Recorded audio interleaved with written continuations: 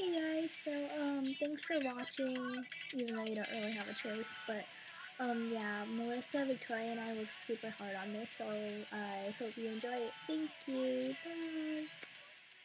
Hello comrades, and welcome to another segment of Good Morning Russia. In Soviet Russia, news watches you.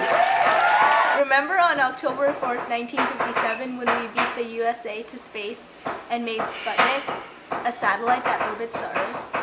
Duh, we showed those arrogant Americans who is boss. But why bring that up so suddenly?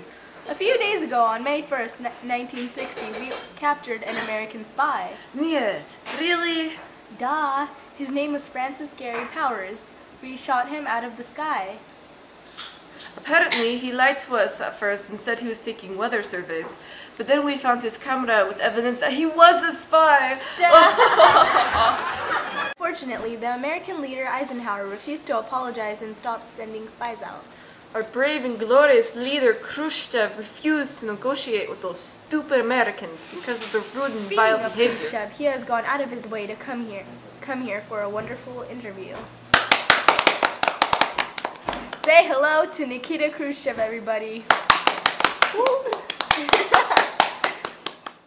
Thank you. Now, with this American spy in our grasp, we will most definitely. Who is Gary Powers, and what is a YouTube plane exactly? Find out on USA Tonight. The United States of Awesome. So anyways, a few days ago, Gary Powers of the CIA was captured by the Soviets. The Russian scum refused to return him to us, though. They were so mad they refused to negotiate. How did things get this bad? Well, it all started with the beginning of the Cold War when Russia made a blockade in Berlin. This was called the Berlin blockade. And of course, we were the heroes and brought them supplies. We saved them. Sure. That's when things became cold. Between us, we created the NATO, an alliance with us, England, and other Western European countries. In a desperate reaction, the Russians created the Warsaw Pact with East European countries. After we created nuclear weapons, the Russians copied us and did the same. Afterwards, both of us feared being nuked by the other. This was called brinkmanship. And now the Soviets caught Gary Powers. He was flying a U-2 spy plane over Soviet territory when they shot him down and mercilessly attacked and captured him. So now they won't return him. They would rather convert him to communism through jail and hard labor. Yes, our great President Eisenhower tried to negotiate the release of Powers with those savages, but they were stubborn. But the Soviets unwillingly let Powers come here today for an interview. Everyone give a round of applause for Gary Powers.